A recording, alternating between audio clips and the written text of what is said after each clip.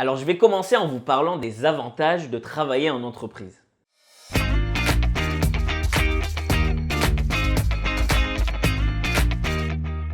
Peut-être que je me répète, mais sachez que vous avez bien choisi.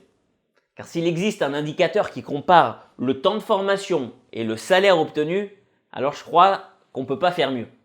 Devenir développeur web, c'est rapide et en plus ça permet de bien gagner sa vie. Le top.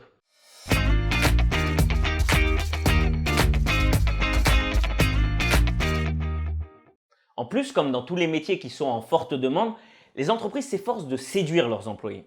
On voit beaucoup d'entreprises qui investissent dans des beaux locaux, avec billard, ping-pong, uniquement pour que leurs employés se sentent bien. L'autre jour, j'ai appelé un ami développeur qui m'a envoyé balader. Attends, je te rappelle, je suis en pleine partie de baby-foot. Maintenant, il était 15h, c'était un mardi.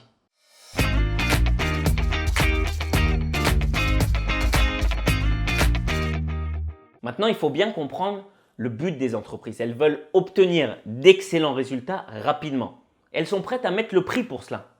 C'est pourquoi les développeurs web juniors ont souvent du mal à trouver un job. Les entreprises préféreront embaucher des développeurs expérimentés qui vont permettre de faire les choses vite et bien. Je vous encourage donc à gagner en expérience le plus vite possible avec des projets concrets. N'hésitez pas à débuter en freelance pour gagner en expérience.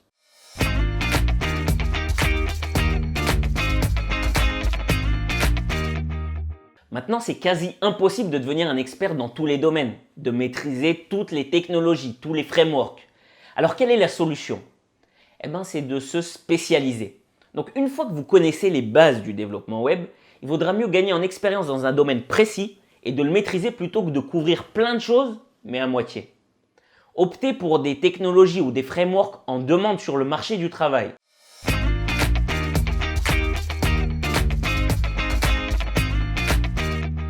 Pour savoir ce qui est en demande sur le marché du travail, rien de plus simple.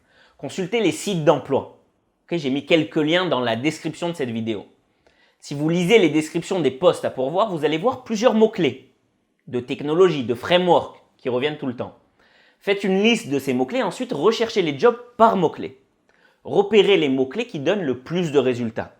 Ce sont ces technologies, ces frameworks dans lesquels vous devez vous spécialiser.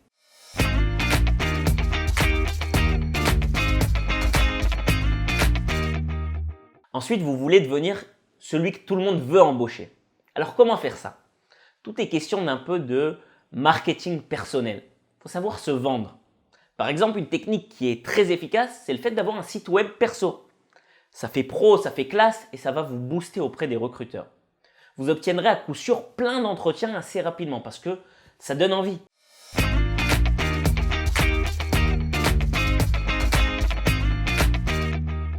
Maintenant, obtenir des entretiens, c'est bien. Mais encore faut-il les réussir. Il y aura la plupart du temps des questions techniques auxquelles vous devez vous préparer. Dans les entretiens, ce sont souvent les mêmes questions qui reviennent encore et encore.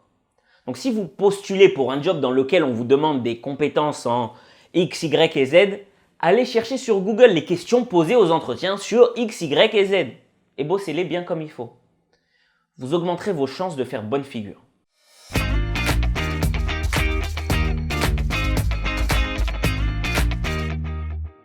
Alors encore une chose dont je voulais parler avec vous.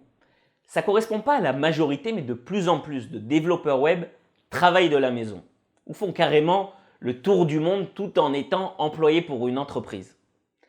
Si c'est le genre de job qui vous intéresse, alors vous avez deux options. Soit vous trouvez une entreprise qui accepte ça. Il y a même des sites spécialisés pour trouver ce genre d'entreprise. Je vous ai mis quelques liens dans la description. Soit vous vous débrouillez pour que vos employeurs vous le permettent. Si vous êtes un bon employé et que vous avez réussi à vous rendre indispensable dans votre entreprise, alors ça sera plus facile de négocier avec vos patrons. S'ils se montrent réticents face à votre demande, n'hésitez pas à sortir les crocs, ça aide. Je parle en connaissance de cause. Lorsque j'étais employé, j'ai réussi à obtenir le travail de la maison uniquement lorsque j'ai dit « c'est ou ça ou je m'en vais ». Voilà, donc j'espère vous avoir éclairé un peu plus sur le fait de devenir développeur web en entreprise. Maintenant, sachez que vous avez d'autres options et j'en parlerai avec vous dans d'autres vidéos.